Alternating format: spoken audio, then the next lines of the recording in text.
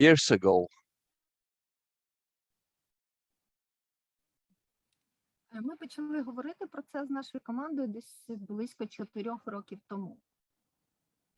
And as Vladimir mentioned, we have spent quite a lot of time to translate and to work with the manual about how to support bereaved people after a suicide. Як вже казав Володимир, ми дійсно витратили дуже багато часу на переклад та на створення такого керівництва про те, як себе поводити, як супроводжувати людей, які знаходяться в стані горювання за тими, хто вчинив суїцид, самогубство.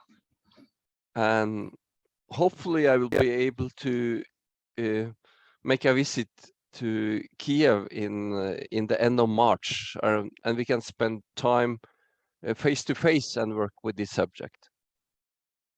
Я дуже сподіваюся, що я зможу приїхати в Київ десь в кінці березня, і ми зможемо з вами очно попрацювати з цією темою. And during that seminar, we will go closer and have in more details in the program we have made for bereavement support after suicide.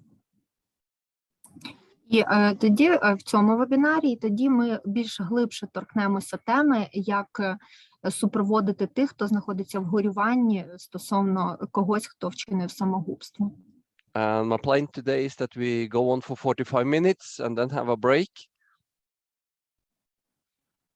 План на сьогодні такий, що ми працюємо 45 хвилин, потім будемо робити перерву. And we finish up when we have gone through the main points in the presentation. І закінчимо ми тоді, коли розглянемо всі основні моменти нашої презентації. Feel free to ask questions in the chat, and Vladimir and Julia will take care of those questions.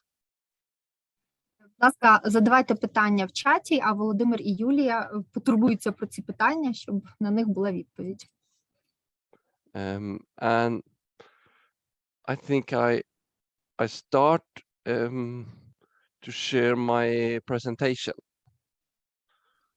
Тоді поділюся своєю презентацією. Let me see. Yeah. Can you see the big picture now, or can you see just my PowerPoint presentation? Всі бачать зараз велику картинку, всім видно презентацію. You see the big picture? Yeah. Yes. Okay. Yeah. Good. Okay.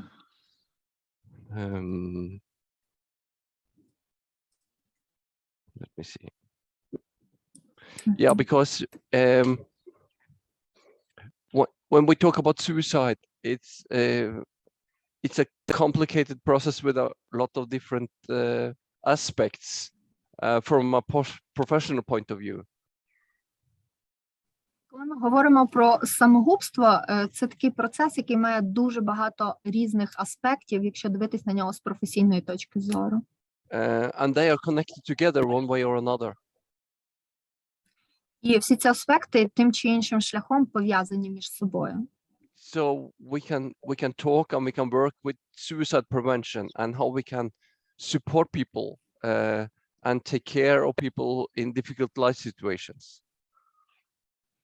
Ми сьогодні поговоримо про те, як можна запобігати суїциду, і про те, як підтримати людину, яка збирається зробити суїцид в різних життєвих ситуаціях. We can also talk about intervention. This fall, I drove past a bridge where I'm living, and a girl was standing like this, hanging outside the bridge.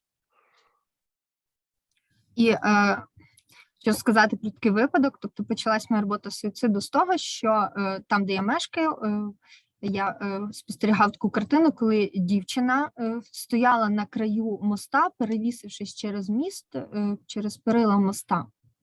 So sometimes we have to do interventions because we meet people who are really thinking and they are actually maybe in the process of doing a suicide. Іноді нам приходиться робити інтервенції в певних таких незвичних місцях, тому що ми в різних місцях можемо зустрітися з людьми, які хочуть скоїти самогубство. I stopped my car when I saw this, and I ran to the girl, but before I came, she already had jumped. І в цьому випадку я зупинив машину і підбіг до тієї дівчини, яка хотіла вчинити самогубство, але на той момент, коли я підбіг, вона уже стрибнула з мосту. But luckily, the bridge is not very big. She was a very young girl, and she stood up immediately after she fell down. And then we have to do some post-intervention if people try to commit suicide and they survive. Ну, на щастя, в тому випадку міст був не дуже високий, річка не глибока, дівчина була досить молода, там фізично здорова і сильна, тому після свого стрибку вона одразу піднялась і пішла. І в такому випадку нам вже треба робити інші інтервенції, це вже такі постсуїцидальні інтервенції. But from our point of view, working with bereavement, the postvention part is the main part we are going to. That's the kind of angel that the way we are looking at suicide today is from the postvention side after a suicide have happened. Але з погляду на сьогодення, однією з таких найважливіших моментів в роботі з суїцидом дійсно є це питання постсуїцидальної роботи, це ніби постінтервенція, яка зараз розглядається вже під зовсім іншим науковим кутом, тобто що робити після того, як людина вже скоїла суїцид. But because all of these are connected together, we will start with some general theories and general ideas about suicide. Тому що перед тим, як почати конкретно це все розбирати, ми почнемо з таких загальних теорій і загальних ідей щодо самогубства.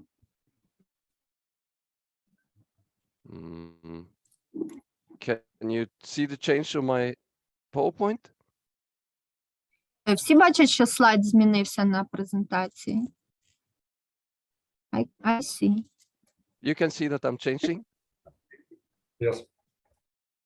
Yes, I can. Всі бачать, що зміну слайдів. Всіх змінюються слайди? Так. Yeah, thank you. Yes. And so when we discuss and talk about this the challenge of suicide, Поки ми обговорюємо цей виклик, який нам кидає суїцид, there are many different reasons and things that we have to be aware of. там є дуже багато різних причин, які ми маємо усвідомлювати. And one thing is that we as human beings, we have a conscious relationship to death. We know that we are going to die as human beings. І оскільки всі ми люди, всі ми живі, тому у нас таке певне специфічне ставлення до смерті, оскільки ми розуміємо, що ми смертні. So this line behind here at the bottom, that's true for all of us. Our heartbeat will go on, but one day it will not be any activity. It will just be a line for all of us. І ми усвідомлюємо, що от в якийсь момент наше серце б'ється, і ми живі, але потім це щось може змінитися, і ми будемо, і більше ми не будемо живі, ми не будемо разом з нашими близькими. Sorry, one moment, please. We have some problem with internet. Okay.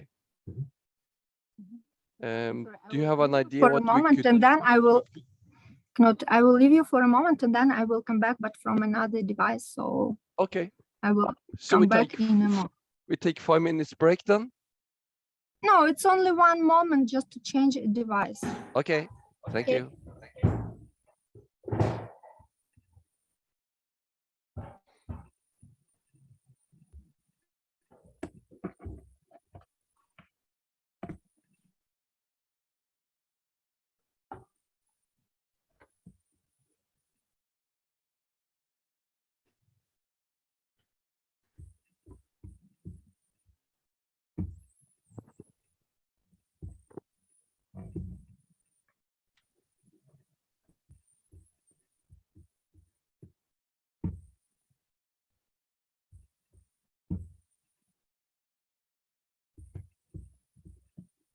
Hello, can you see me? I'm back.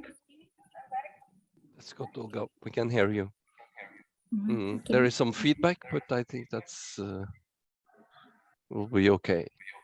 Вимкни звук на ноутбук, Єва. А мене? Так, тому що ехо йде. Да. Так краще? Thank you. I'm sorry. Вибачте, fine. будь ласка, за такі технічні складності. I'm very glad we can do it this way. It's some technical difficulties, but at the same time, it saves so much time and energy, and we can meet people from so many different parts of Ukraine in a virtual room. So we take time. Тобто такі технічні можливості дають нам можливість побачити набагато більше людей, зібрати всіх в одній кімнаті, але з різних куточків України. And when we, even though we know that we are going to die as human beings, we don't know when we are going to die. So there is a challenge, because there is something we know and something we don't know at the same time about death. І навіть незважаючи на те, що ми всі розуміємо, що ми смертні, і ми розуміємо, що ми всі помремо, але ми не знаємо, коли саме це станеться. І тому навіть в такий спосіб невизначеності смерть кидає нам виклик.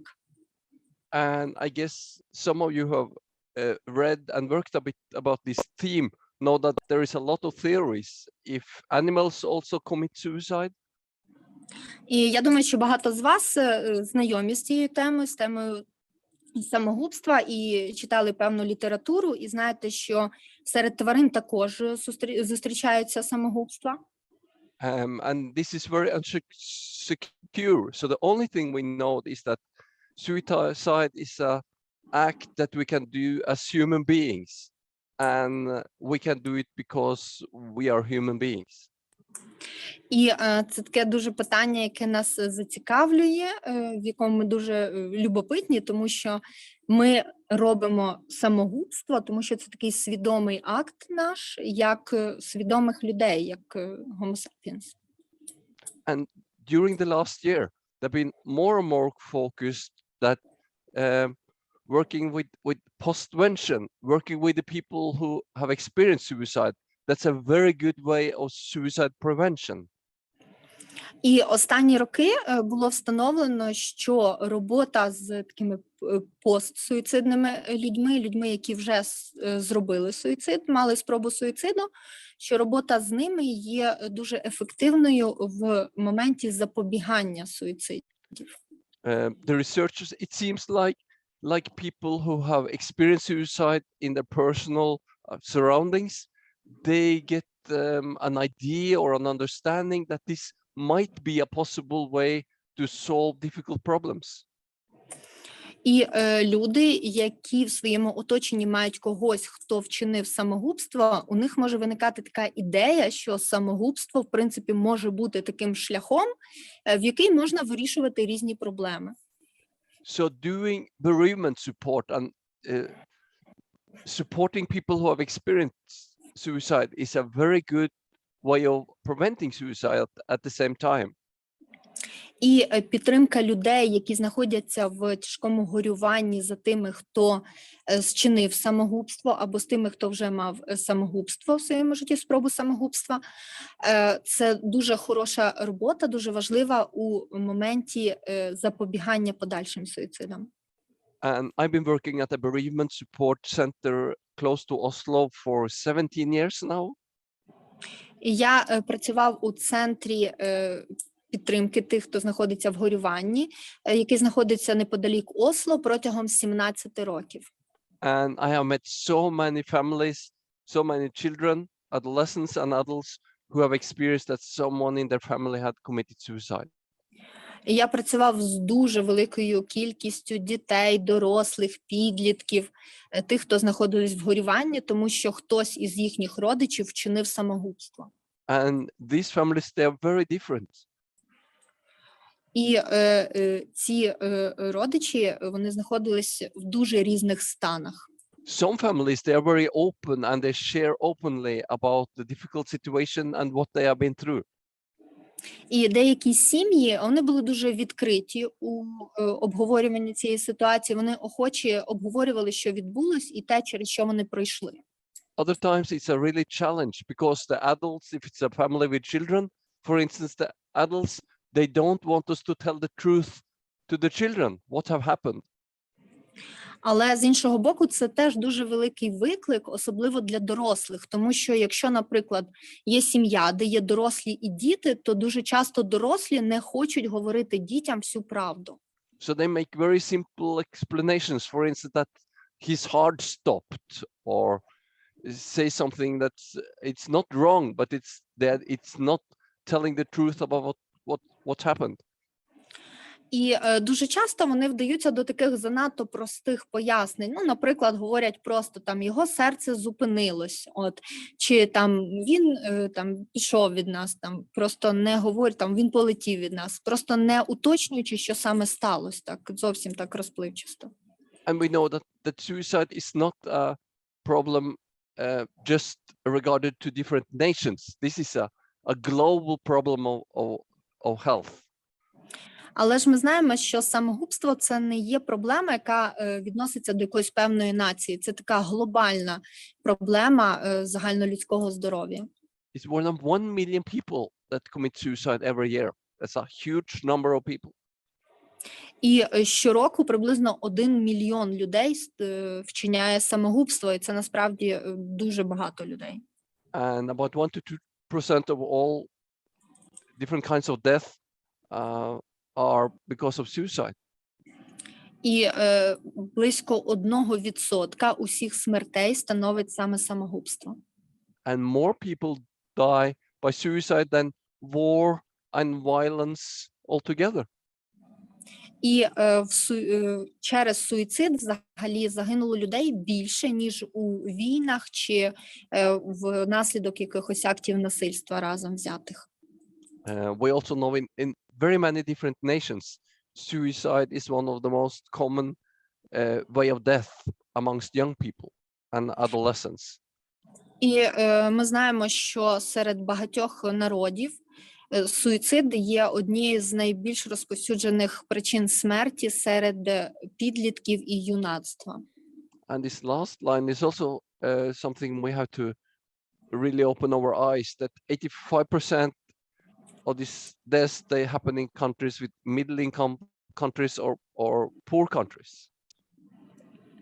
І ще є такий момент, на який не варто закривати очі, це те, що 85% цих суїцидів, вони відбуваються у країнах Східної Європи та у країнах, які мають бідних країнах. And in one way or another, some people, they experience that suicide is a way of finding solutions to problems they can find a way to find a solution for. І відомо також, що зазвичай суїцид – це є таке певне рішення, яке людина знаходить для того, щоб вирішити якісь проблеми, з якими не може впоратися. And different kinds of problems ends to a psychological state where it's a lot of inner pain. І є дуже багато ситуацій, які призводять до психологічного стану, в якому є дуже багато внутрішньої болі. And after interviewing people who have survived suicide, it's also clear that this is an alternative just for a short period of time. Але коли я проводив інтерв'ю, опитував людей, які мали спробу самогубства, то з'ясував, що, в принципі, це приносить полегшення на такий дуже короткий проміжок часу. And of course, that's not for all people, but for many people, it's that way, that it's just a short period of time. This is really crucial, and I think this is the best way of finding a solution of the problems. І, звичайно, не для всіх людей, але для багатьох це є тим моментом, який приносить полегшення на дуже маленький проміжок часу, а далі люди відчувають певний такий настільки нестерпний біль, що вони хочуть знову зробити суїцид. So for our point of view as professionals, we have to try to understand what's going on here and try to find good alternatives that we prohibit people so they don't die. І з професійної точки зору нам потрібно знайти ті рішення, які ми можемо запропонувати людям, щоб запобігти їхньому бажанню померти. And suicide as a theme have been discussed in our philosophical views for very many years. І самогубство, як така певна філософська тема, обговорювалось протягом багатьох років. And I think Albert Camus, the writer and also prize-winning author, with this book Myth of Sisyphus, is maybe one of the philosophers who have written most about this. І мені здається, що Альберт Камю, французький філософ і письменник, у своїй книзі «Міфи Сізіфа» найбільш так глибоко описав цю тему.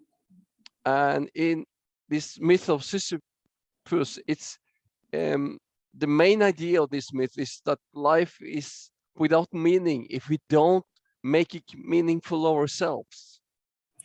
І основною ідеєю цієї книги «Міф Сізіфа» є те, що наше життя не має ніякого змісту, якщо ми не створимо самі цей зміст всередині себе.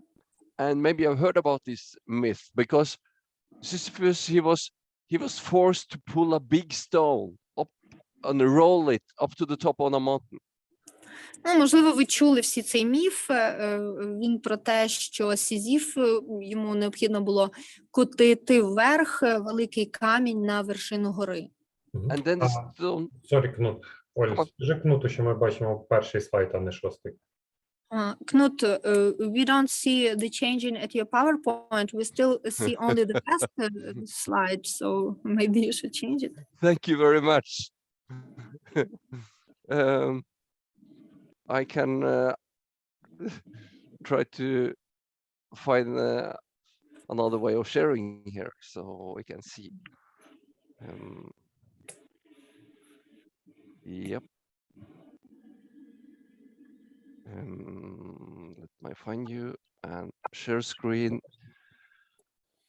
And then we this screen, share it. Yes. Oh, wow. It's so good now. Number Yeah. one. Now it works. Now it works, that's good. But I have a problem now because I cannot change picture. I don't know why. Да, так краще виглядає, але так Кнут не може змінювати картинку. Не вмикаються слайди. Just give me a second and I think I can change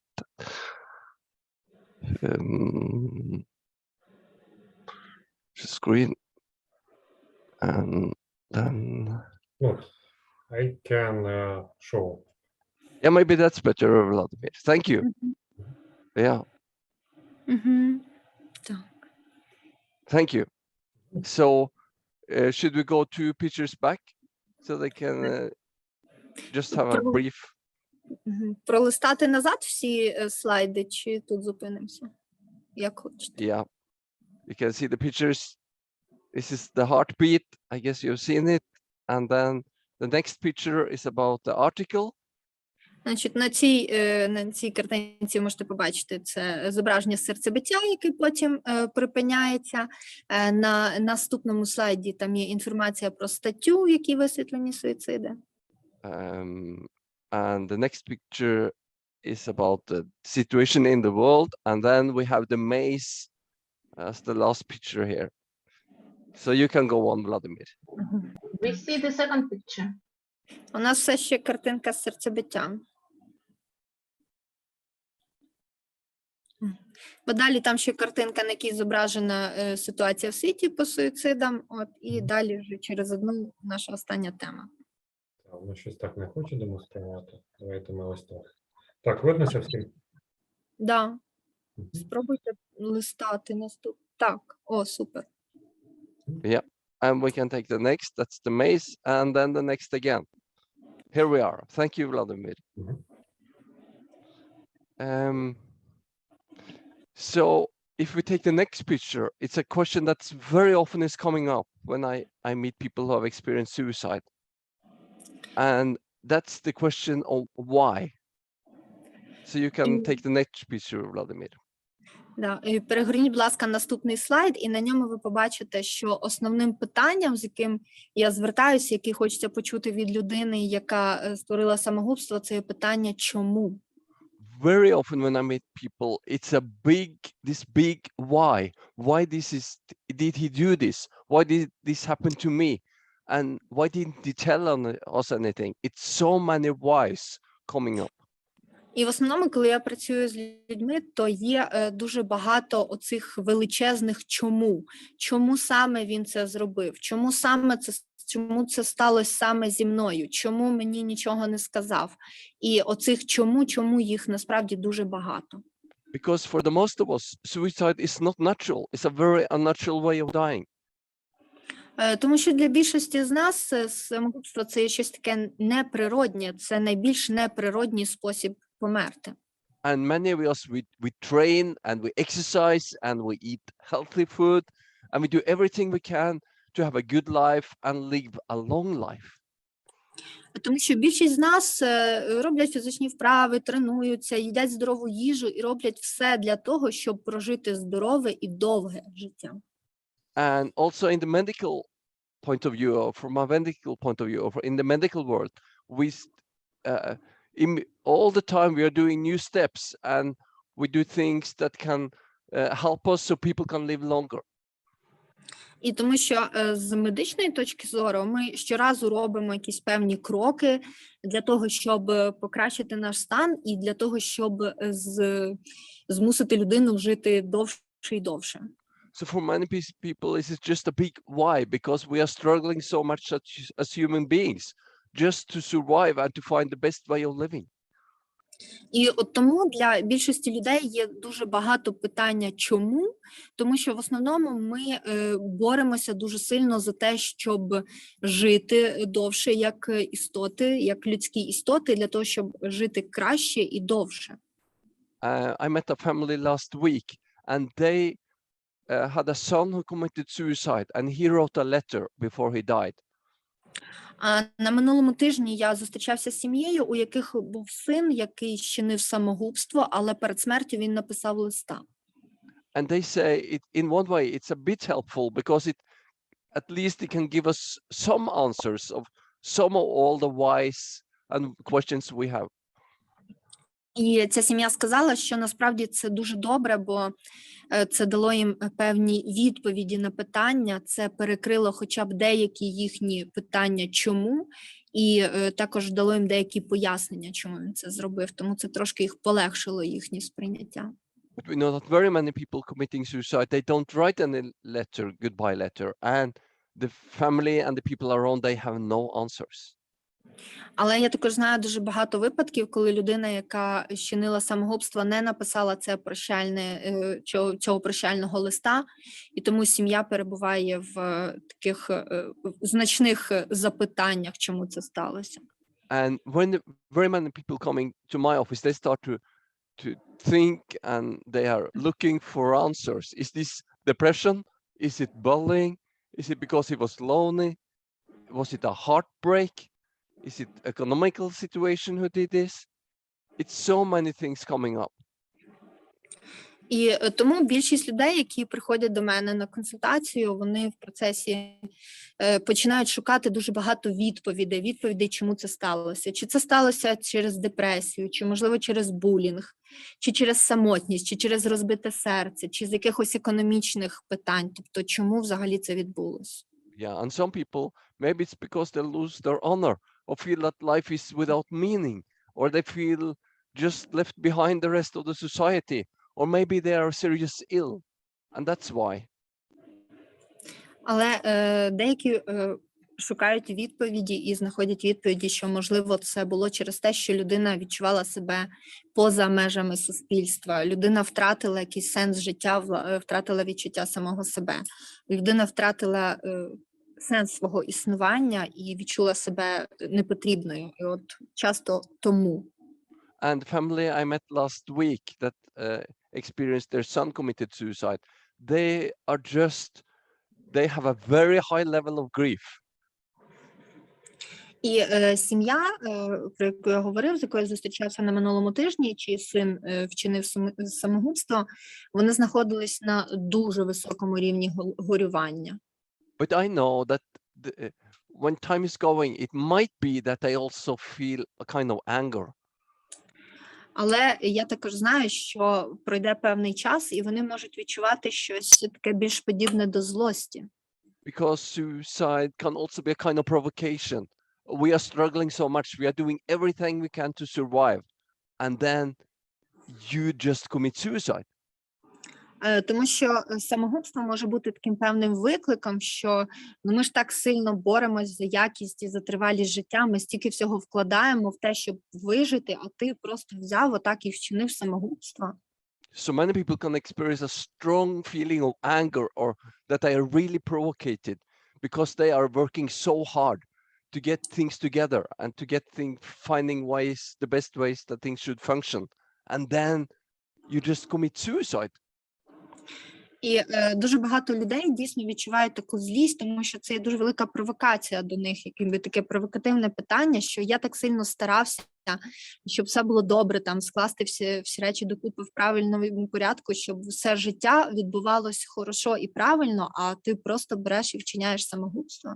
But I think that many people who commit suicide is not necessarily an active choice they made that they will commit suicide. They are just going in a narrow corridor, getting closer and closer, and at least it ends with a suicide.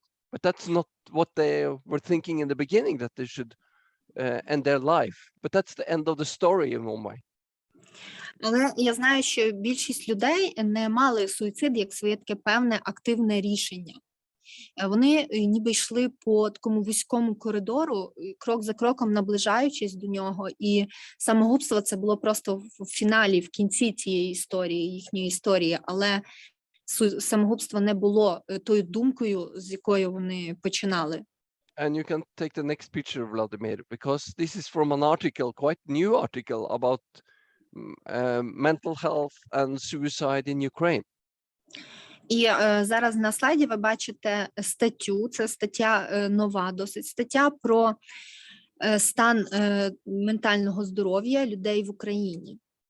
So if you take the next picture, you can see from this is presented in 2020, in December 2020, this article.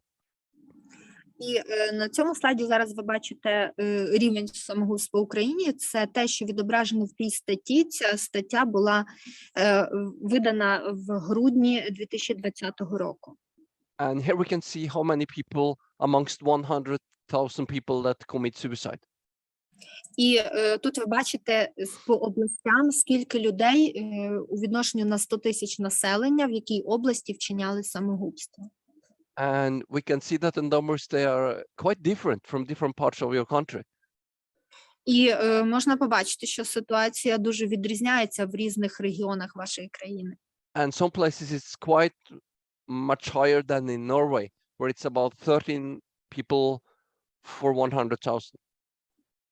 І видно, що, в принципі, в деяких областях це набагато більше, ніж в Норвегії, тому що в Норвегії це становить приблизно 13 людей на 100 тисяч населення. But it's big differences in Ukraine. Але в Україні дуже велика різниця між ними. And it might be that this is true, but it's also difficult to measure this and to fill in and to find out exactly why people dies.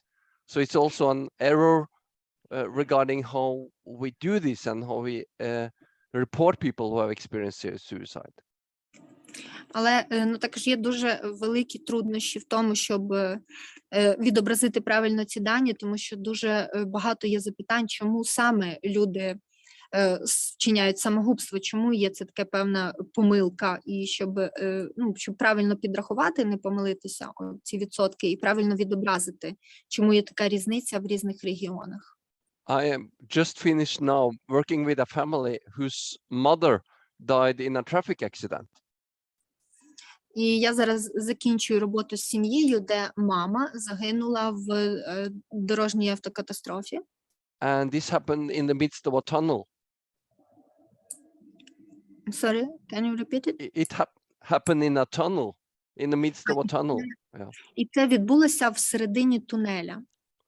And when we started to work with it in the beginning, it seemed to be an accident. But when the family started to talk more, they started to worry. Maybe this was not an accident. This was something planned and something she decided to do. І коли ми тільки починали роботу з цією сім'єю, то все виглядало так, ніби це дійсно була автокатастрофа. Але потім, коли сім'я почала ще більше і більше відкриватися і говорити про це, це почало виглядати так, ніби це було щось сплановане, і це було її рішення.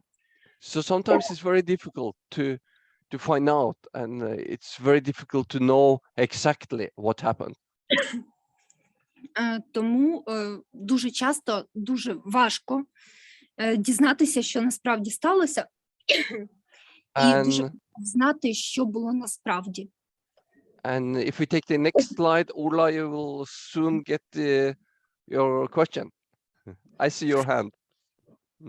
І перегорнемо наступний слайд, і скоро вже, я бачу, що підняли руку, тобто у людей є запитання, скоро ми до них дійдемо. I will divide you in different breakout rooms now, and you discuss for about 5-10 minutes, and then you have a break, so we come together again at 3 o'clock. А зараз ви бачите тут теми для розмови. Я поділю вас на вебінарні кімнати, і у вас буде. And it would be smart maybe to take a picture of the questions with your cell phone or something, because that disappears when you go into your breakout rooms. І зробіть, будь ласка, можливо, скріншот чи фотографію цих питань, тому що коли я поділю на вебінарні кімнати, ці питання щезнуть. І це у вас питання для обговорення у вебінарних кімнатах. Зараз я вас поділю, і ми повернемося в загальний чат о 3 годині. And discuss this, what you think about suicide from your point of view. And when we are back 2 o'clock, I will answer some questions before we go on. So I will send you to breakout rooms, and you discuss this kind of questions, and we'll be back 2 o'clock. І подумайте, зокрема, над тим, що перше вам спадає на думку, коли ви взагалі чуєте слово самогубство. Тому що потім, коли ми о 3 годині повернемось назад в загальний чат, я ще вам буду задавати деякі питання, але ми також обговоримо разом всі оці питання. 3, 4, and 5 people in the breakout rooms. So it will not be a big group. Групи будуть маленькі, десь 3, 4, можливо, 5 людей в кожній вебінарній кімнаті. So good luck with discussions, and I see you again 3 o'clock. Так, ділю вас на кімнати і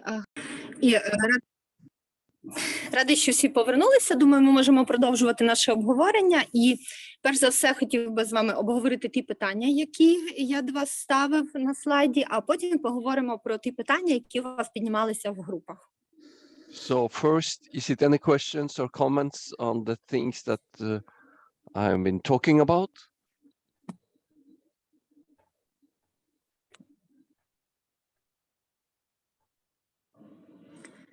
Тому, перш за все, скажіть, будь ласка, чи є в когось якісь питання, чи, можливо, коментарі?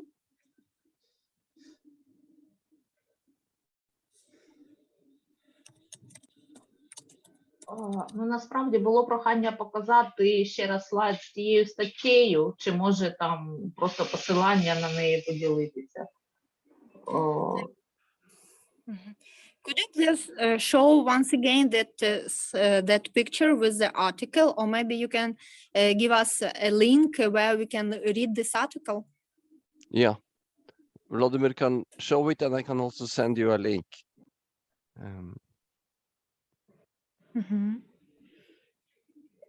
Зараз Володимир покаже слайд, а я скину в чат посилання на статтю.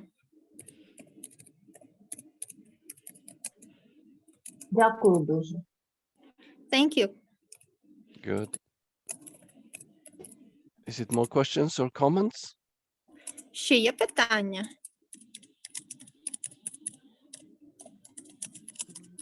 Then I would like to check up with you what you talked about in your groups, and what you think as a professional or a therapist meeting people who have experienced suicide, could we have some groups just sharing? I think we can start with group number 1. І зараз хотів би почути відповідь на питання, яке ви обговорювали в групі. Що саме ви, як професіонали, як спеціалісти, думаєте, перш за все, коли до вас звертається людина, яка вчинила самогубство? От, що ви можете сказати? Хотів би, щоб ви поділилися вашими обговореннями в групі, і я думаю, що ми почнемо з групи номер 1.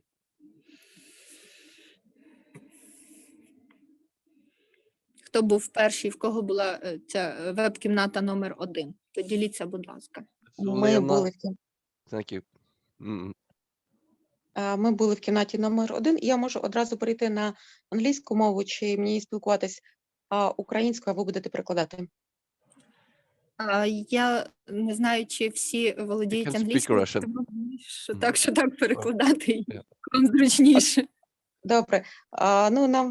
Я хочу подякувати моїм колегам за співпрацю. Нам вдалося поспілкуватися по усім 4 питанням. Коли слово самогубство ми чуємо, це в першу чергу те, що людина хоче покінчити життя, не хоче далі жити, і це демонстративний акт благання про допомогу. В нашій групі... Можна Що? паузу так. щоб я переклала для кнопки? Sure. Да, звісно. Або можете зі сторони. Okay, actually, I can also speak in English. We were communicating 4 of us, and when we speak about suicide, we understand like a person want to stop his or her life, and actually also one more description like suicide. It's a demonstrative act of asking for help. Yeah. I definitely agree that suicide also can be a desperate scream of help. Yeah, sure. Так, я з вами повністю згоден. Часто суїцид може бути таким надзвичайно сповненим відчаю, закликом про допомогу.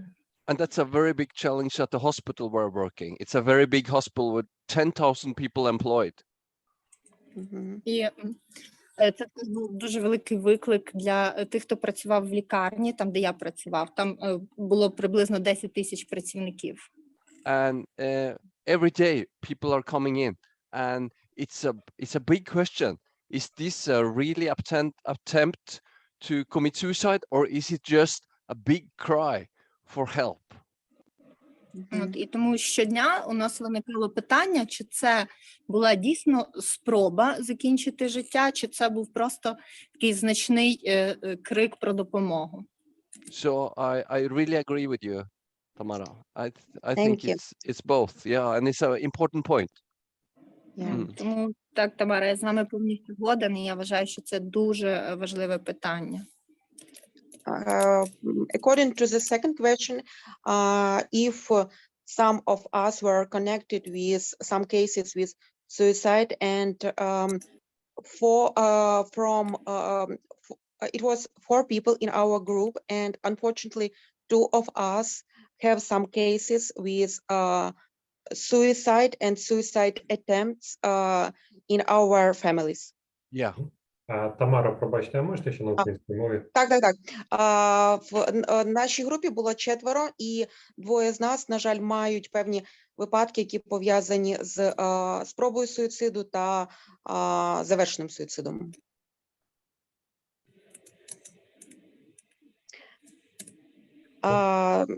Що таке говорити про самогубство з іншими?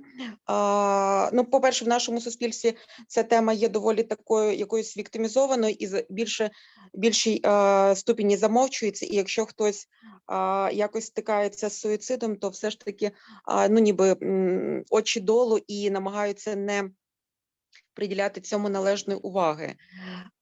І останнє питання, що ми думаємо про те, щоб бути терапевтом і зустрічатися з тими, хто вижив після самогубства, то знову ж таки 2 учасників з 4 в нашій групі мають досвід і співпраці з людьми, які мали спробу самогубства, і ми обговорили особливості перебігу терапії.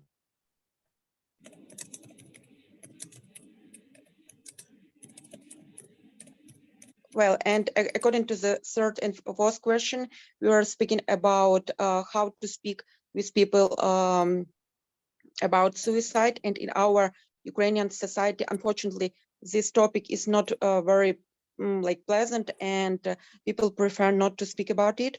And also two of us from four have some experience how to work with people who had suicide attempts, and we were speaking about some peculiarities of psychotherapy, and it was quite difficult for one people from our group because it was she hadn't enough experience, and she was like a little afraid to take responsibility.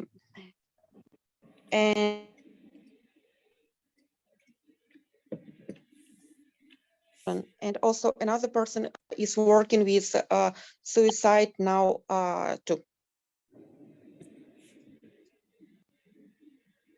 So, Yeah, thank you very much, Samara. I think that you have very many interesting points of view here. thank you. I'm working with two people who had suicide attempts, and it's really very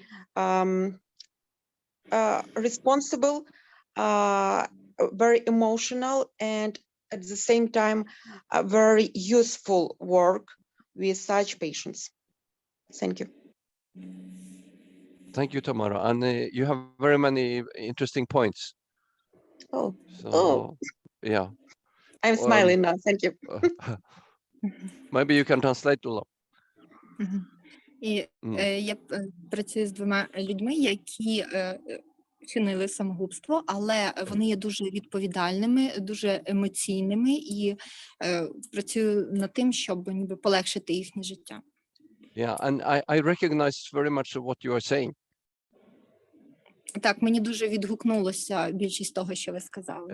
I remember very well the first patients I met, and I still, after 70 years, I have a really strong feeling in my stomach sometimes when I meet people that are talking about committing suicide.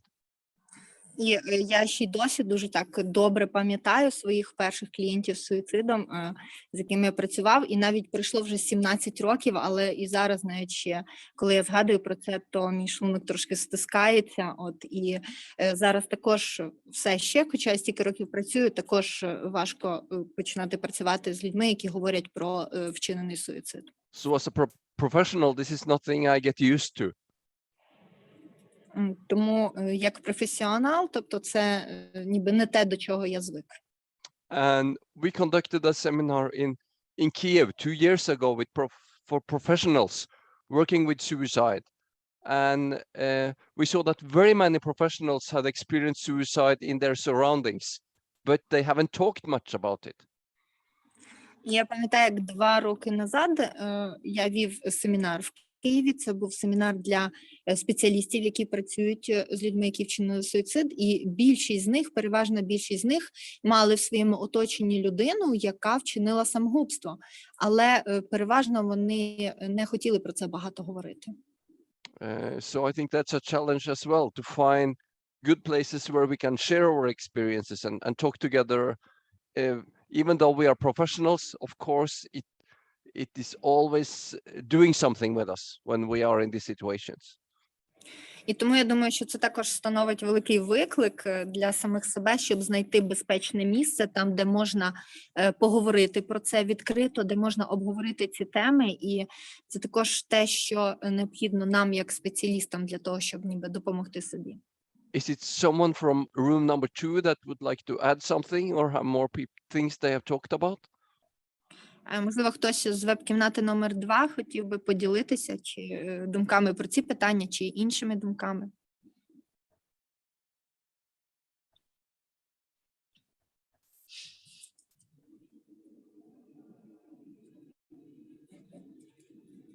Oh, that's fine. Is it others in general that would like to come with comments before we go on?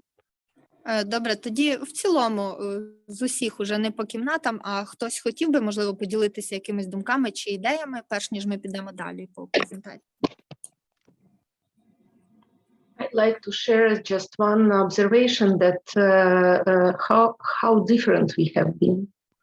We have been just three of us, sorry, and all the associations, personal experience, and opinions and relations to the ideas of suicide, it has been extremely different, and it was very interesting. So thank you for this opportunity. Thank you, and you can Yeah. translate to Можна на українську? Якщо перекладете, чи мені перекласти?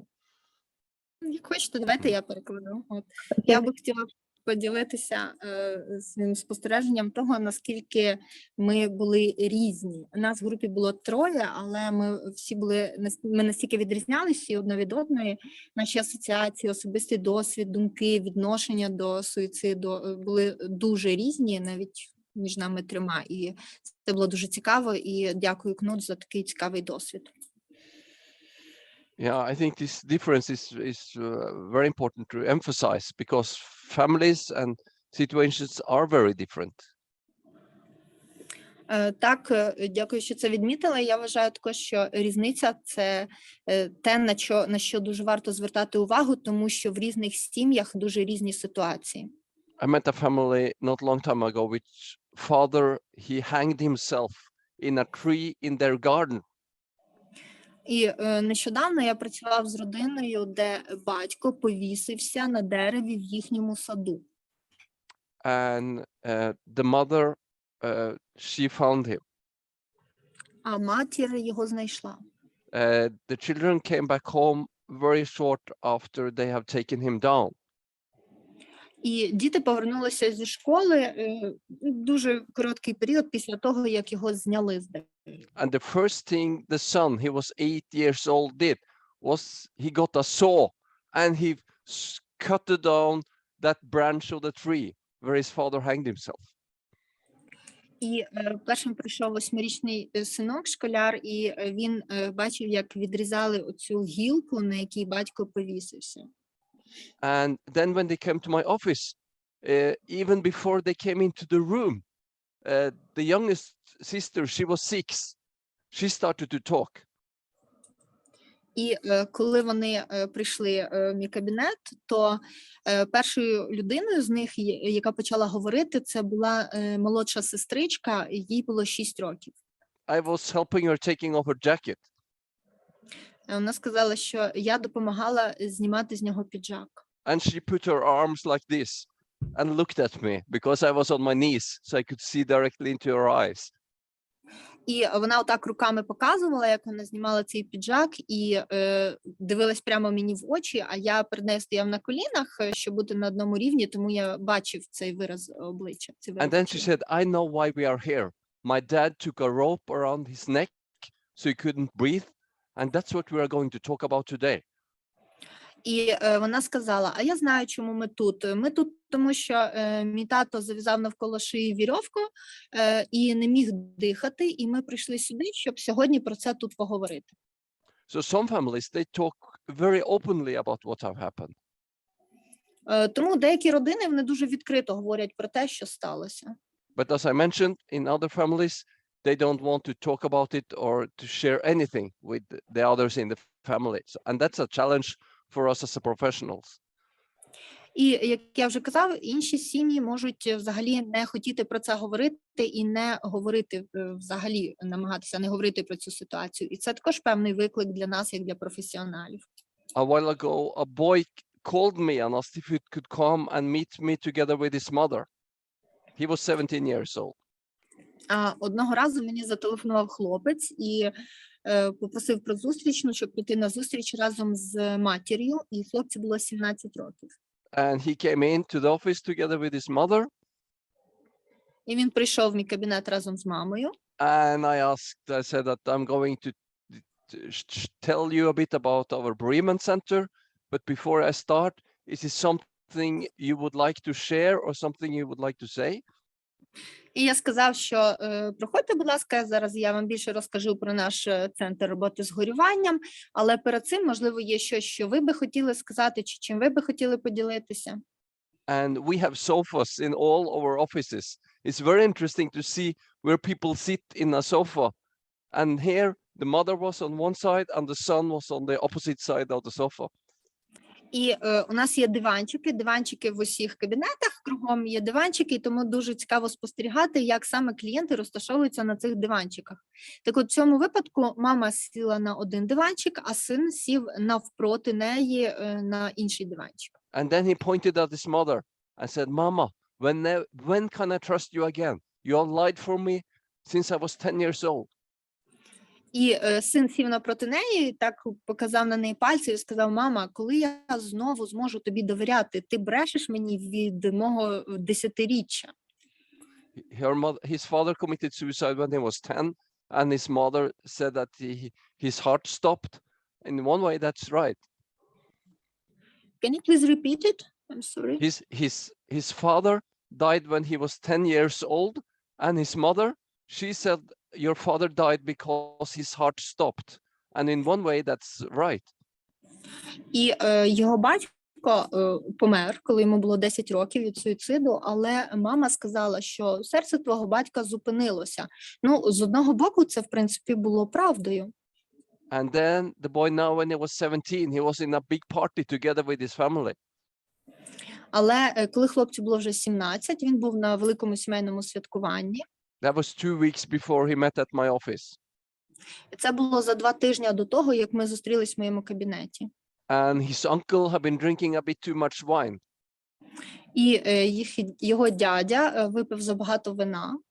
And then his uncle shared the true story about what happened with his father. І дядя поділився правдивою історією, що насправді сталося з його батьком. So from a perspective of connection, it's also very difficult when parents don't tell the truth to their children. Тому, розглядаючи це з перспективи зв'язку, це взагалі дуже важко, коли батьки не говорять правду дітям. And many families coming to us, they also feel a kind of guilt. Why didn't they see this? Why couldn't they understand what was going on before the suicide happened?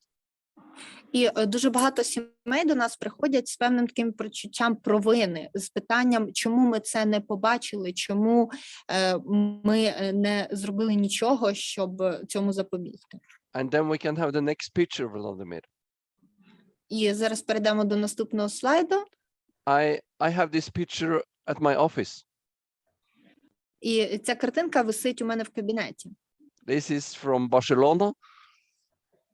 Це фото з Барселони. Camp Nou Stadium. 100,000 people can be inside here for football matches. Це стадіон, в якому поміщаються 100 тисяч людей для перегляду футбольного матчу. And as we see the suicide rates, they are normally counted by 100,000. Ну, і як ми з вами вже говорили про рівень суїцидів, то їх рахують по кількості людей на 100 тисяч. About as many as it is when this stadium is completely filled up. Бачите, скільки людей є тут, скільки місця зайнято, коли коли цей стадіон заповнений повністю. And we saw from the previous picture that some places in Ukraine, it's 9 people per 100,000. And when it's very much, it's maybe 22 people amongst 100,000 people. І як ми вже бачили на картинці щодо рівнів в Україні, то бачимо, що в певних регіонах це є 9 людей на 100 тисяч, а там, де рівень вищий, це десь приблизно 22 людини на 100 тисяч. And that's during 1 year. І це за 1 рік. So that means that about, if it's 22 people, it's 2 people each month that commit suicide amongst 100,000 people. І якщо розглядати це помісячно, то з 22 людей це 2 людини щомісяця серед 100 тисяч населення. And it's nearly impossible to, if you should go out to that stadium and you meet the same people every night for 1 month, 100,000 people. Ну, і це ж неможливо, якщо ви будете ходити на цей стадіон, то ви не зустрінете всіх людей знову тих самих щомісяця. and you should find these 2 people who would commit suicide that month. Але вам ніби треба знайти отих 2 людей, які в цьому місяці мають вчинити самогубство. It's very difficult. Це дуже важко. It's so many people who live complicated lives. Є дуже багато людей, які живуть досить складним життям. And so many people who struggle with everyday living. І є дуже багато людей, які борються за щоденне виживання. And we have a question. So, Ірина. У нас є питання. Лілія Чуліцька, у вас рука піднята. Так, я піднімала, але якщо ми вже перейшли далі, то, напевно, я стосовно тих питань, які ми обговорювали, хотіла просто додати коментар.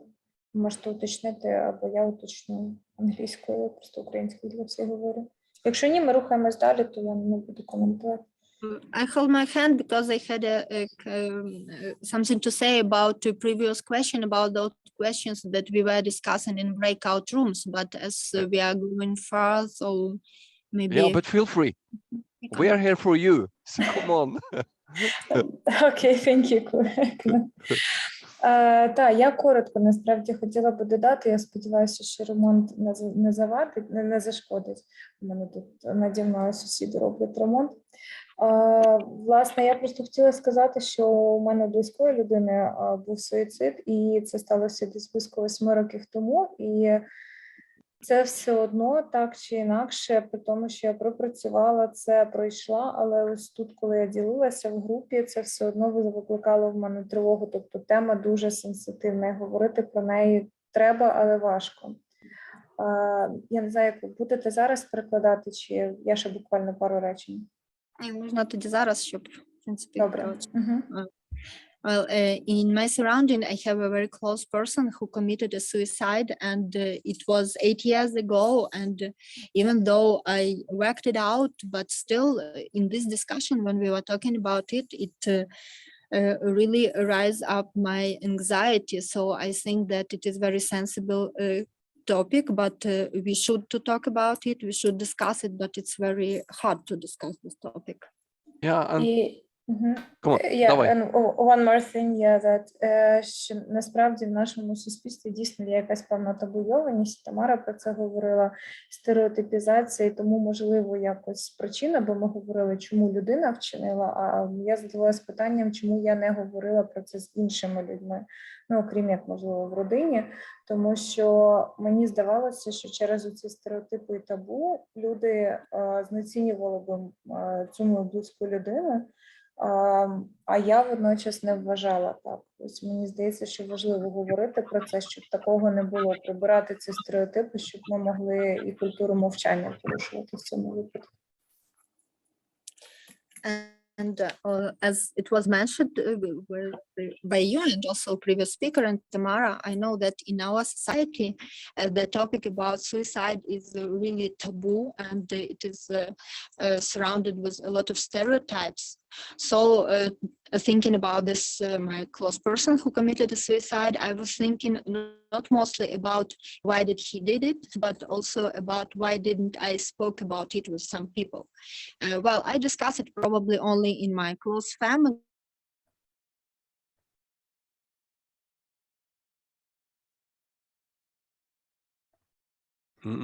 We lost her. She will come back. But I can translate from myself. Yeah. Back that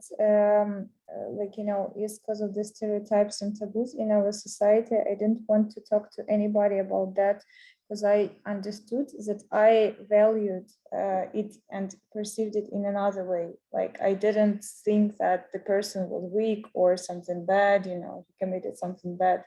So my thoughts were opposite. And I thought that not everybody could be ready to join me in this discussion, that he was really good, and that something happened. So that's why, because of the taboos and stereotypes, I decided not to talk a lot about that. So like my husband knows, my mom knows, yeah, but like not so many other people. And that's why I think that it's very important to talk about that and to learn how to work with that, because to ruin this culture of silence is people could talk about that and not how to say not to devalue these people, you know, and people who lived with these people. I mean, you know. Thank you so much for sharing, and that's just what you're doing now. You are ruining the system of silence. So thank you. And could you also translate it to Ukraine for the other ones so they understand all of them?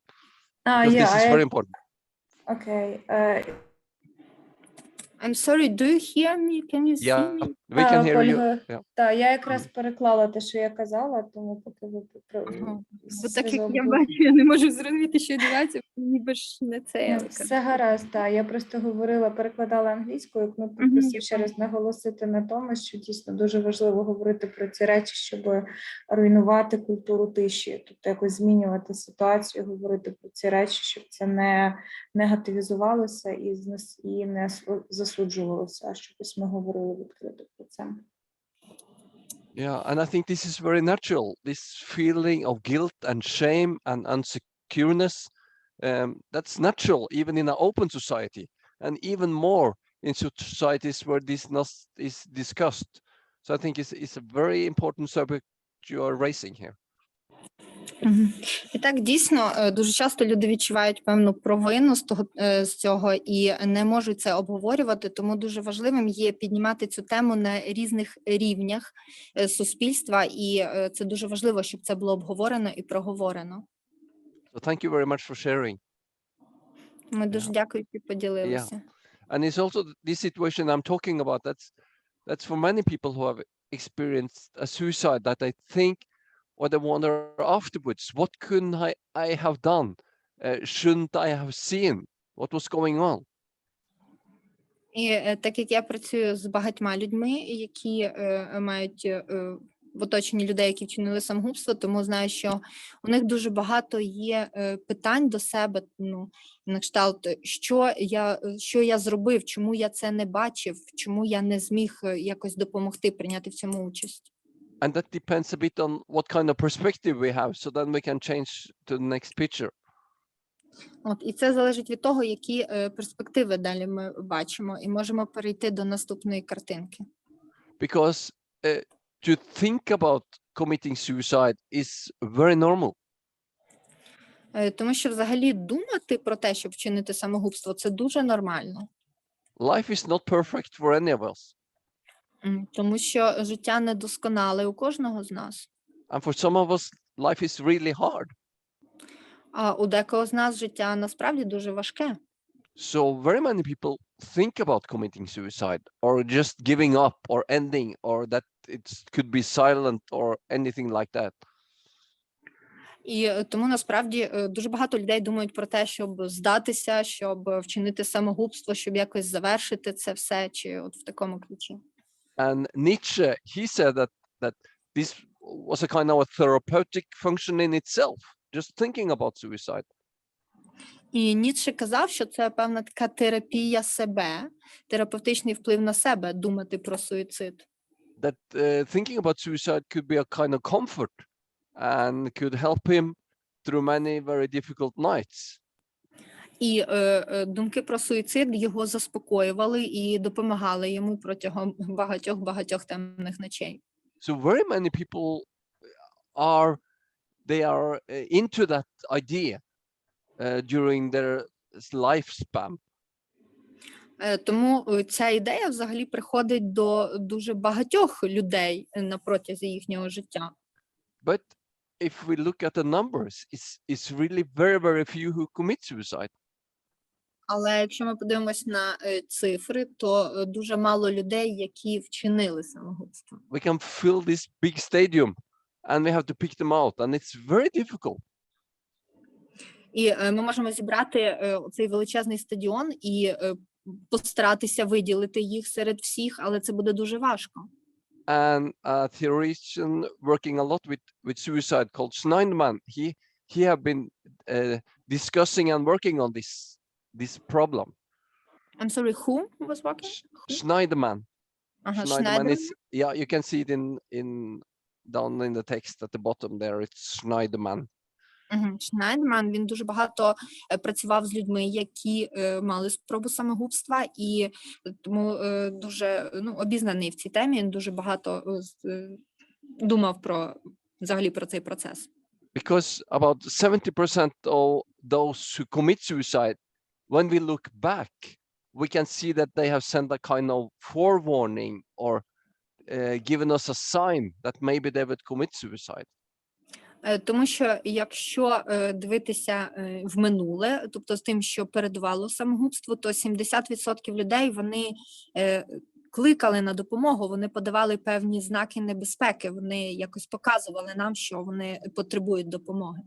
So if we start with the first circle, we see it's very many people that can say something that could mean that they could commit suicide. Тому якщо ми звернемось, ніби до першого кола, тобто до того великого кола оточуючих нас, то ми можемо побачити, що взагалі є дуже багато того, що може вважатися тим, що має значення до самогубства, що означає, що може бути самогубство. All of these people who share that they are in difficulties or that life is difficult is just a very, very small group in the midst that really commit suicide. Але серед оцієї такої величезної групи людей, які скаржаться на те, що їхнє життя дуже важке, які скаржаться на певні труднощі, всередині є така дуже малесенька групка тих, хто дійсно буде робити суїцид. But for us who experience suicide, when we experience it and look backwards in the next circle, it's so easy to say, I should have known, because there was a kind of sign or forewarning on what was going on. Але для нас, для тих, хто має досвід самогубства, насправді дуже легко, дивлячись в минуле і згадуючи, що було перед тим, як людина вчинила самогубство, то подумати про те, що так, я дійсно бачив якісь певні знаки, я міг якось цьому запобігти. So very many families and relatives, they are very strict to themselves because they say and they see, I should have understood. There was a sign. I should have seen this because he mentioned that his life was difficult or he said something and I should have understood.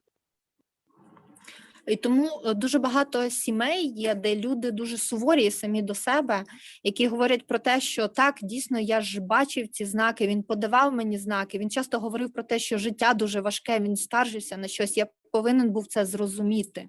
But if we then jump to the left-hand side, just during the weekend, how many of you that will meet people who in one way or another explain or share that life is difficult? That's very, very many people. Але якщо знову ж таки ми повернемося до лівого кола, лівої частини слайду, то давайте подумаємо, а скільки в нашому оточенні взагалі є людей, які скаржаться весь час, що у них важке життя. Це ж насправді дуже-дуже багато людей. So when we are looking backwards, as in the right figure, it seems like we should have known, because we feel that we got forewarned and we got warnings for this. But standing in the situations, it's nearly impossible to find those two amongst 100,000.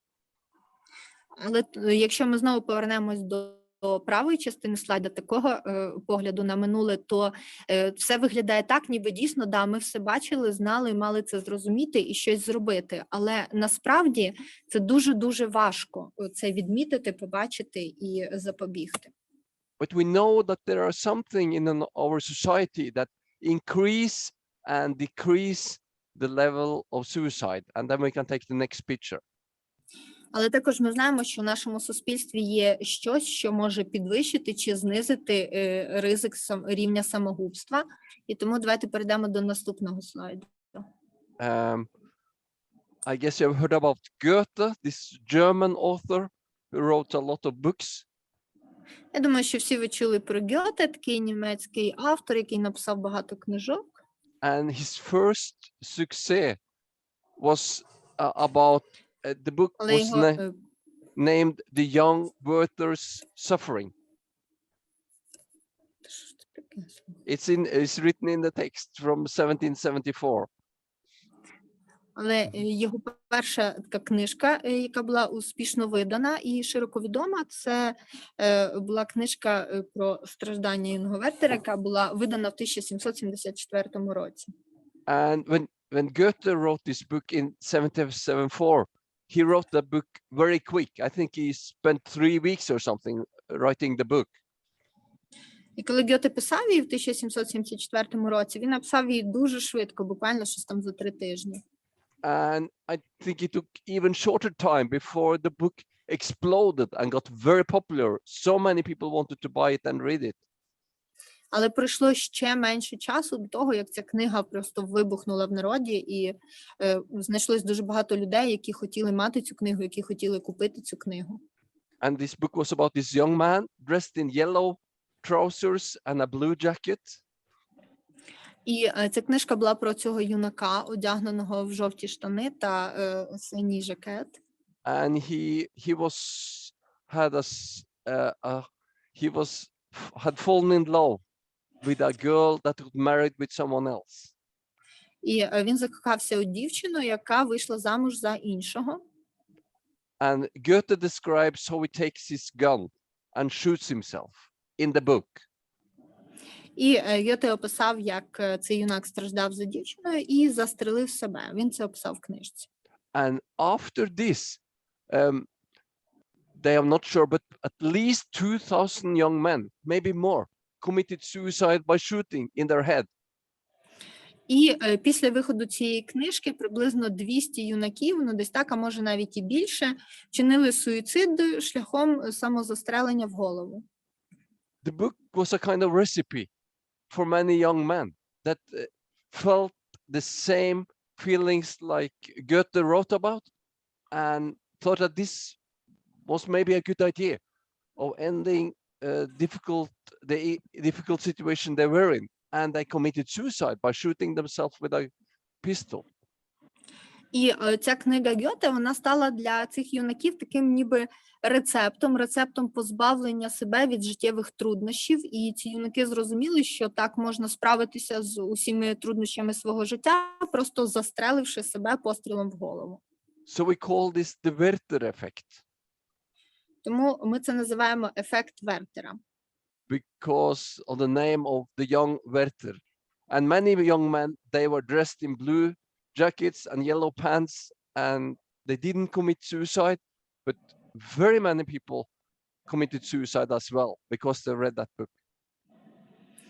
І тому що Вертер так звали юнака з цієї книжки, але в той період часу багато юнаків одягались так само в жовті штани і синій піджак, але не всі з них, але також дуже багато юнаків вчинили суїцид саме після того, як прочитали цю книжку. This is also described as copycat suicides, where people copy someone else, they read about it maybe, or get it from the news, or get the details about what happened, and they commit suicide the same way. І також ми це називаємо також копіюючий суїцид, тобто коли люди вчиняють самогубство після того, як вони прочитали десь, чи почули в новинах про те, що хтось вчинив суїцид, і люди закінчують життя самогубством в такий самий спосіб, як почули десь. And very many people, they are afraid to talk about suicide because of this Werther effect. They think if we talk about it, they get the idea of committing suicide, and maybe they will do it. І тому дуже багато людей бояться говорити про самогубство саме через цей ефект Вертера, тому що вони вважають, що якщо ми будемо говорити про суїцид, то далі з'явиться така ідея, і тоді людина може її слідувати і зробити це. But as we will quite soon, we will have a look and say that it's not dangerous talking about suicide, but this way of doing it detailed and promote it, that might be difficult for our society. І якщо подивитись в цілому, то в принципі нічого немає такого складного в тому, щоб говорити про суїцид, але є складнощі в тому, щоб це ніби розказувати, нести в маси серед населення інформацію про це.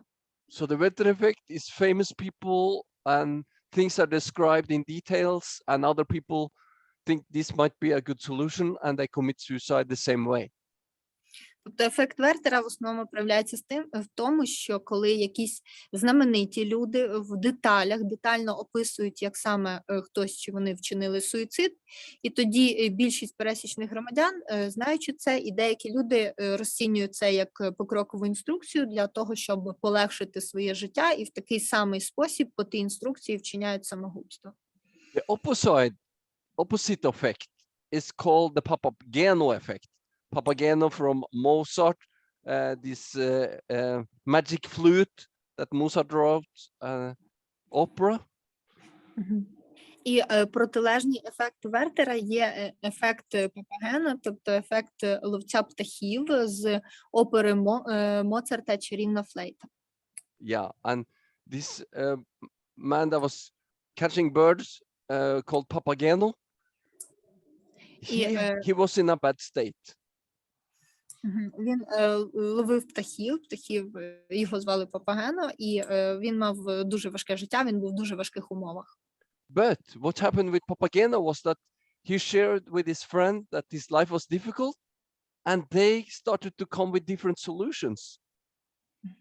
Але що зробив з цим Папагено? Він поділився цим зі своїм другом, і тоді вони разом почали шукати різні рішення для того, щоб справитись з різними його труднощами. And they said, even though life is difficult, it's possible to find solutions. We will support you and we can help you.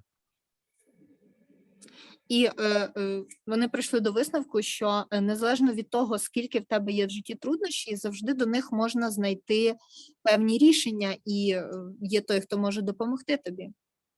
And when media in Norway is writing about suicide, they much more use the Papageno effect. They interview maybe people who have had a very difficult time, and then they took a decision or they did something that helped them to continue to live.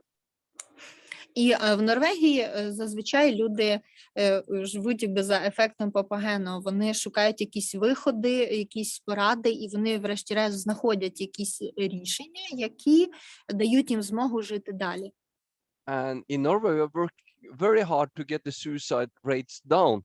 And we have just now get a zero tolerance for suicide directed by the government. But still we have 13 people committing suicide for 100,000 in Norway as well.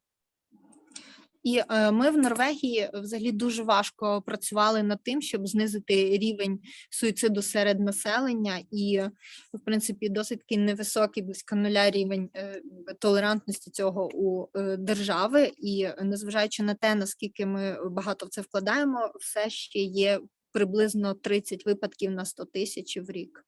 And we will not go into details, but we will see a bit about why is this so difficult? І ми не будемо сильно вдаватись в деталі, але розглянемо, чому ж це так важко. So Vladimir can take the next picture, please. Наступний слайд, будь ласка. Thank you. There have been doctors have been interviewed, or different kind, not only doctors, but different kind of therapists, and 78% of those who committed suicide, they did not tell their therapist before they did it. І я спілкувався з багатьма терапевтами, з різними лікарями, ну, з багатьма, не з багатьма, але з значною кількістю, і 78% з них говорили про те, що клієнти, які вчинили самогубство, не говорили зі своїми терапевтами під час їхньої останньої зустрічі. And I guess most of you know that it's more men than women who commit suicide.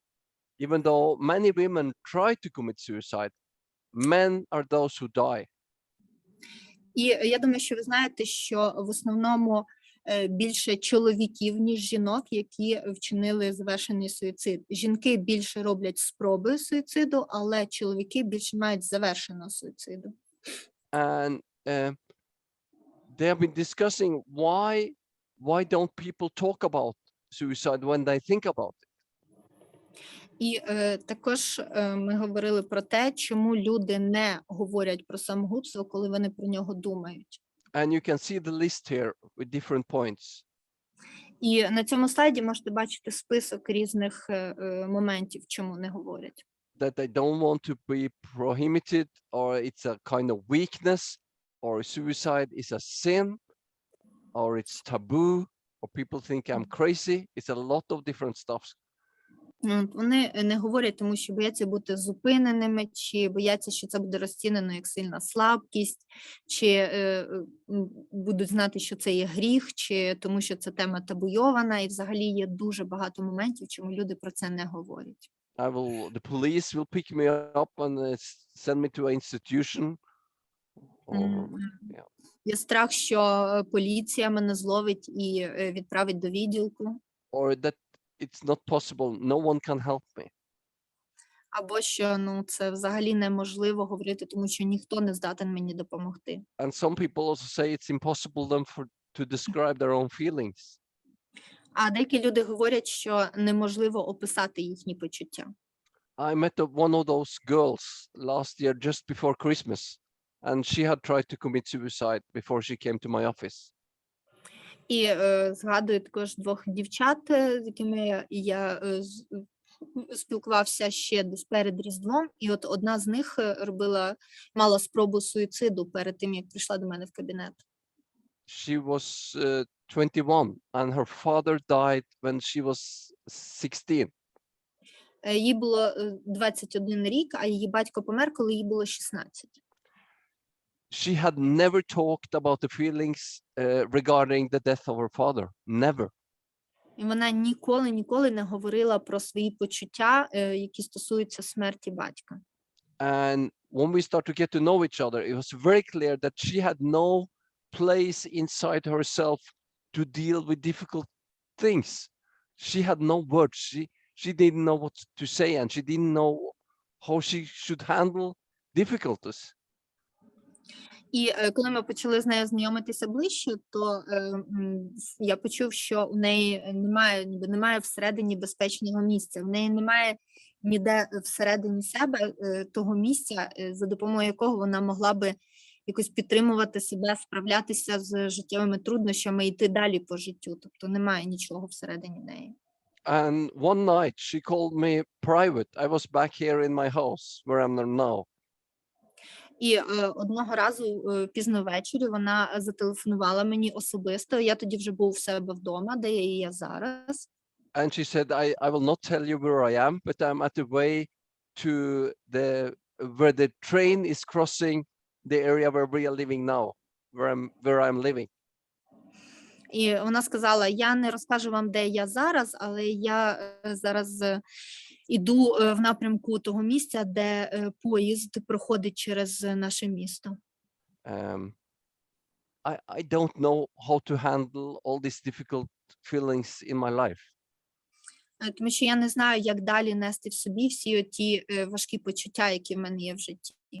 So we had a not very long, but a very good talk, and decided that she should not lay on that track for the train that night. She should meet me next morning, and asked if she could promise that, and she said, yes, I can meet you tomorrow. So she walked home. І у нас була така дуже коротка, але така дуже змістовна розмова. Ми з нею домовились до того, що ні, вона не буде лягати на тій колії під поїзд сьогодні вночі, а вона зустрінеться зі мною в кабінеті завтра вранці, і вона мені це пообіцяла. І таким чином ми спланували цю зустріч, і вона пішла звідти, пішла додому. And that was a turning point for that girl. Now she's doing very good. І згадуючи, що зараз ти є дівчиною, зараз їй живеться дуже добре. It was kind of, she understood that she had to find a way to deal with and describe all these difficulties she had been through. І це почалося з того, що вона зрозуміла, що їй треба знайти якийсь шлях, яким вона може розповісти про всі ті труднощі, про всі свої почуття, які в неї є, і що вона повинна пройти через це. And even though it was painful to talk about it, it was even more painful not talking about it. І незважаючи на те, наскільки важко було про це їй говорити, але набагато більш болючіше було про це не говорити. But it might be difficult for us. I have met different patients and I think that they are thinking about committing suicide. But when I ask them, they say no. І також це може бути складно і для нас, і у мене є дуже багато пацієнтів, які думають про те, щоб вчинити самогубство, але коли я говорю з ними про це, запитую, то вони кажуть ні. And then when I meet them and later when they get to know me better or we get to know each other better, they can be honest and said, yes, you were right. I was thinking about it, but I would not tell you. Але потім, пізніше, коли ми вже більше знаємо один одного, і вони можуть бути більш відкритішими, я знову їх питаю, і вони мені кажуть, що так, тоді я думав про те, щоб вчинити самогубство, але я не сказав вам про це. But I think it's important that we as professionals dare to talk about the topic suicide to our clients. Але я вважаю, що також багато залежить від того, наскільки ми, як фахівці, як спеціалісти, ми відкриті і налаштовані на те, щоб говорити з нашими клієнтами про самогубство. And then we take the next picture, Vladimir, please. Давайте наступний слайд. Because it's not true that talking to people about suicide give them ideas. Тому що насправді це неправда, що розмова з людьми про самогубство дає їм такі ідеї. And it's very difficult to measure this because if people commit suicide, we cannot talk to them. І дуже важко взагалі на це звертати увагу, тому що якщо людина вже вчинила самогубство, то ми не можемо з нею поговорити. So a scientist called Crawford, he did this experience in 2011. І науковець Кроуфорд зробив такий експеримент в 2011 році. He asked doctors, medical professionals that met people if they had ideas about suicide, if they talked to him or her that they had difficulties in their life. Він попросив лікарів, щоб вони запитали тих пацієнтів, які до них приходять і скаржаться на труднощі в житті, щоб їх питали про те, чи є у них суїцидальні думки. And they were asked back. Next time they came, they were asked the same question. І потім їх просили задати те саме питання, коли пацієнт приходить до цього лікаря наступного разу. And then they made a big overview with all the patients and tried to find out, do these people who have been asked 2 times, do they have more thoughts about committing suicide than others? And they had not. І потім зробили велике дослідження того, чи ті люди, яких двічі запитували про суїцидальні думки, чи у них дійсно було більше бажання вчинити суїцид. І результатом стало, що ні, не було. So the next picture is the last one we are going through today. І наступний слайд – це останній, який ми розглянемо сьогодні. And we will discuss this further on in other webinars and also when we are coming and visiting you in Kiev. In more details, we will work with it then, yeah. І більш детальніше про це ми поговоримо на наступному вебінарі, коли я приїду до вас в Київ, тоді ми більш детально розберемо кожне з цих питань. And the main idea is that we as professionals and therapists, we can talk to people, but we are not responsible for their lives.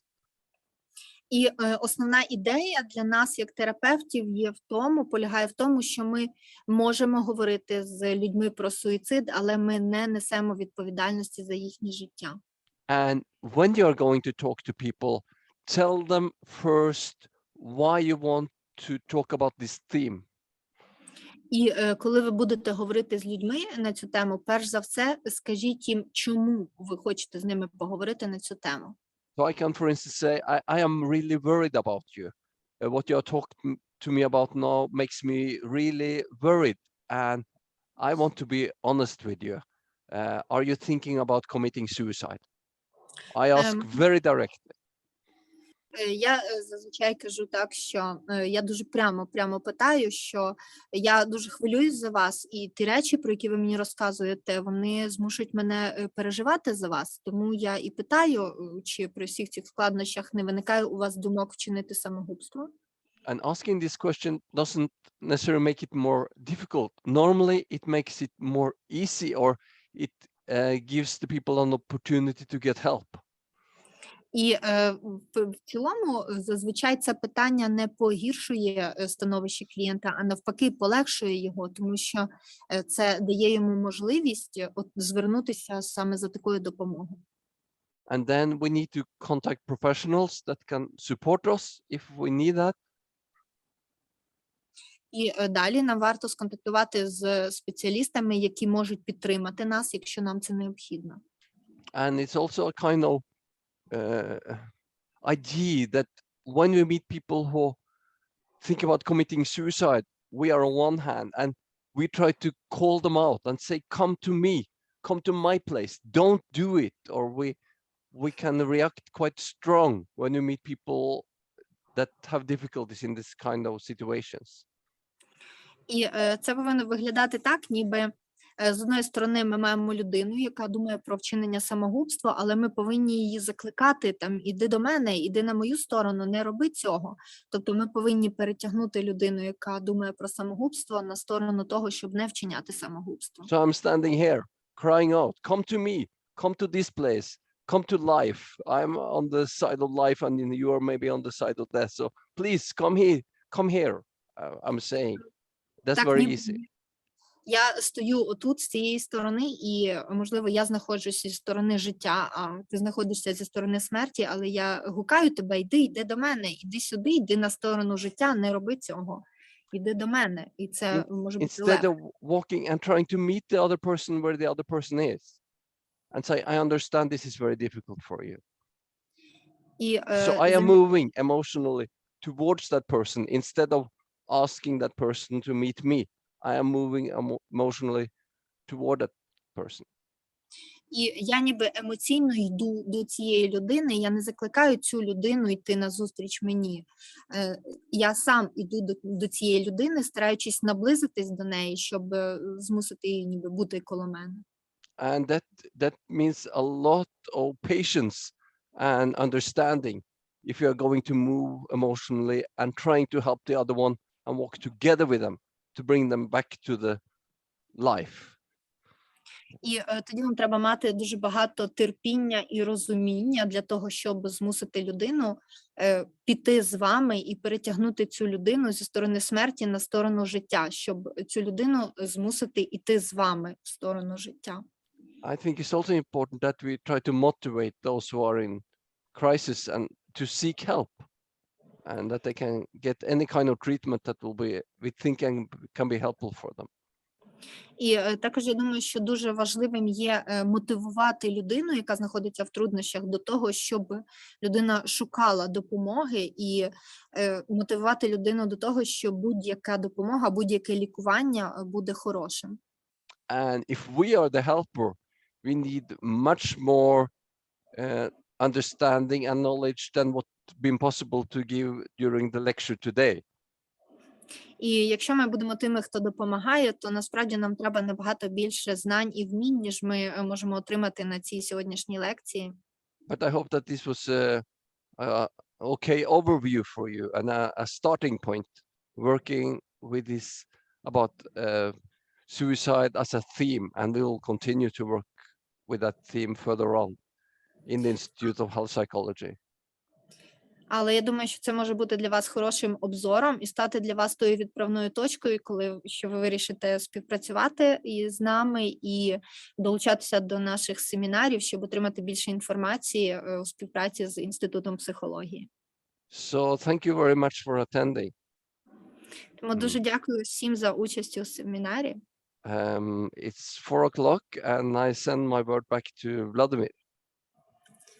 І вже 4 години, тому передаю слово Володимиру. Дякую, Кнуте, за те, що ви провели цей захід. Thank you, Knut, for providing this webinar. Не дивлячись на те, що ви захворіли ковідом.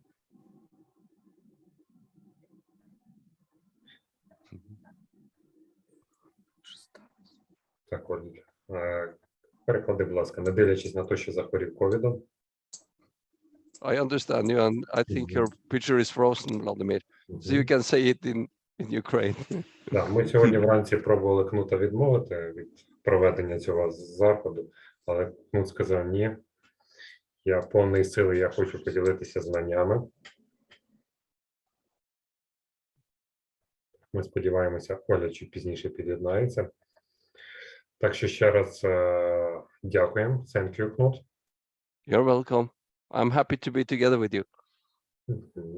Ми також подякуємо Олі, яка потім приєднається, надіємося, за переклад. І чекаємо вас всіх на наступних заходах, на навчанні. Кнут вже зробив певний анонс заходу, який, можливо, буде в березні. Ми сподіваємося, що буде. Це буде як окремий курс. Ми продовжуємо як рухатися в цьому напрямку підтримки людей, які переживають втрату близьких, то розширюємо наші знання. Так, передаю слово ще Юлі. Можливо, Юлі щось хоче додати? Я очень надеюсь, что даже та небольшая структура этих 2 часов, но переданная Кнутом, который имеет очень большой опыт в работе с этой проблемой, поможет вам, возможно, ответить на какие-то важные вопросы. А в целом очень рада видеть всех. И спасибо за ваш интерес, спасибо за вашу работу. И ждем на обучение в марте. Ну, спасибо большое. Ольга, спасибо. Владимир, спасибо. Have a nice weekend. Bye-bye. Хороших Bye-bye. Thank you, Knut. Thank you, Knut. Yeah. We were